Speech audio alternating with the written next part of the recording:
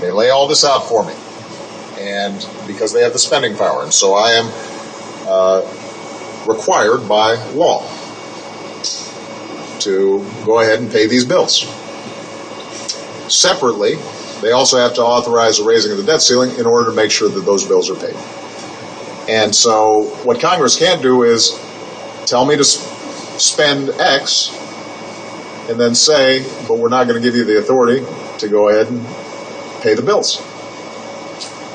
And I just want to repeat, because I think sometimes the American people understandably aren't following all the debates here in Washington. Raising the debt ceiling does not authorize us to spend more.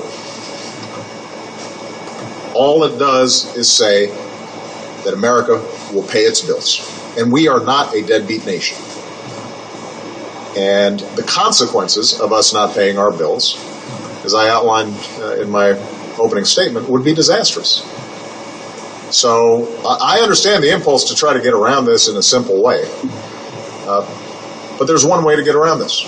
There's one way to deal with it, and that is for Congress to authorize me to pay for those items of spending that they have already authorized. And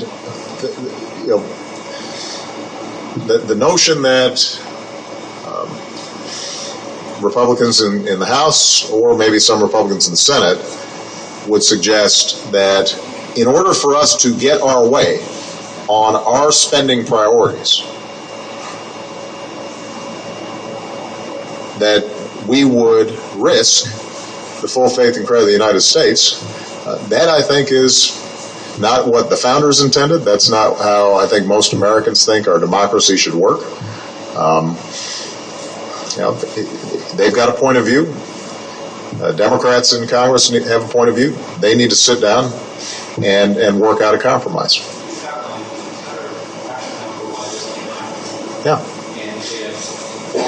Then if you're not negotiating on that, Yeah. So if you're not negotiating, and they say you have to negotiate, and you're not considering other plan B, we just wait it out, and we do see all these things. Well, look, Chuck, there's a pretty straightforward way of doing this, and that is to set the debt ceiling aside. We pay our bills, and then we have a vigorous debate about how we're going to do further deficit reduction in a balanced way. Now, keep in mind that what we've heard from some Republicans in both the House and the Senate is that they will only increase the debt ceiling by the amount of spending cuts that they're able to push through.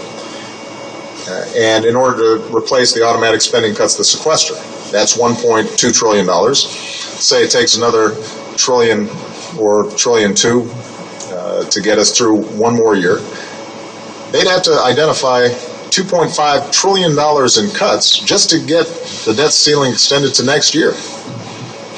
$2.5 trillion. They can't even. Congress has not been able to identify $1.2 trillion in cuts that they're happy with, because these same Republicans say they don't want to cut defense.